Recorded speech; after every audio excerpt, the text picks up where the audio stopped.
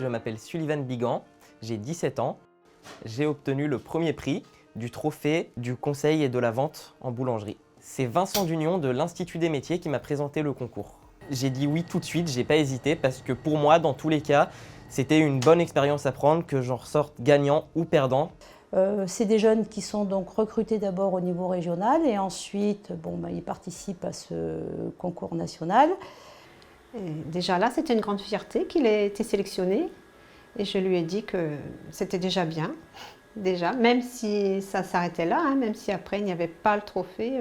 L'Institut des métiers m'a aidé dans la préparation de mon concours et surtout Madame Martinez qui est ma formatrice de vente.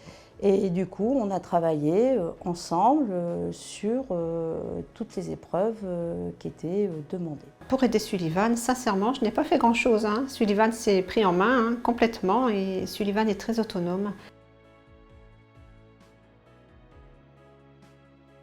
Sullivan, j'ai connu par le biais de sa maman qui est cliente chez moi et elle me l'a présenté et puis j'ai dit pourquoi pas un garçon en vente. Tout ce que je sais, tout ce qui m'a permis de gagner, je l'ai appris ici et à l'Institut et c'est une très grande fierté. Le sujet du concours était la mise en valeur d'un produit fini, en l'occurrence le pâté lorrain. Moi je suis lorraine, donc le pâté lorrain je connais par cœur. Et on doit le présenter sur les aspects techniques et commerciaux pour donner envie au jury de le consommer et de l'acheter. Donc en première étape, il y a eu un sketch de vente avec des clients qui sont joués par un jury professionnel. Ensuite, il y a eu une grosse prise de commande, ça peut être pour un baptême, un mariage. Pendant le concours, il n'a pas eu vraiment beaucoup de stress. Il a pris ça naturellement. Alors moi, ce concours, je l'ai préparé pendant 3 mois, donc parce que j'avais été prévenu avant. Et forcément, ça demande du travail, c'est beaucoup de stress. Ça demande de préparer des fiches, de réviser les techniques commerciales, les techniques de vente.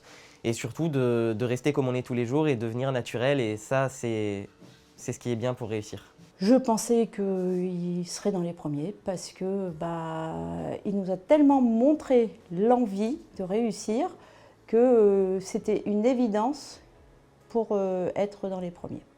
Alors quand j'ai su qu'il avait été reçu à son concours, j'étais fière, j'étais contente pour lui. Et puis oui, c'était comme si c'était mon gamin en fait, ça m'a fait cet effet-là.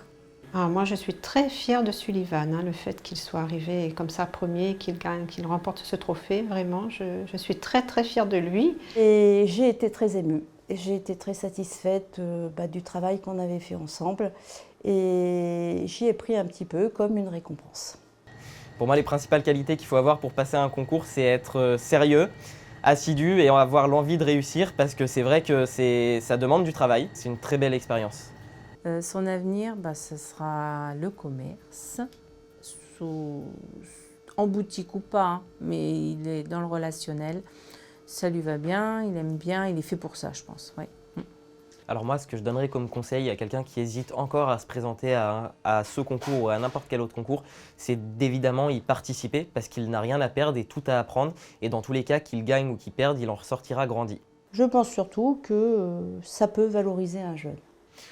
Pour moi, ça représente un très bon début de carrière. Je vais essayer de continuer. Ça montre que j'arrive à rester sérieux dans mon travail et à me démarquer des autres.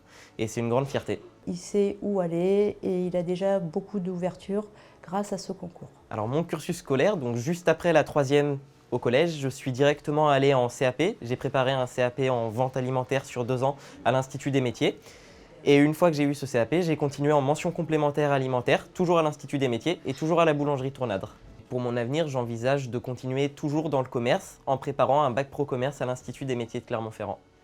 Parce que l'apprentissage, finalement, ça peut tout à fait mener à la réussite, peut-être bien souvent, bien plus que les études classiques. Moi, si je devais donner un conseil à un futur apprenti, c'est de l'apprentissage, c'est très bien, c'est magique. C'est vrai que c'est des métiers, la boulangerie, la pâtisserie, tous les métiers de bouche, tous les métiers de l'artisanat. Ce sont des super beaux métiers et ça sort du cursus classique parce qu'on apprend un métier tout en passant des diplômes et ça, c'est magnifique.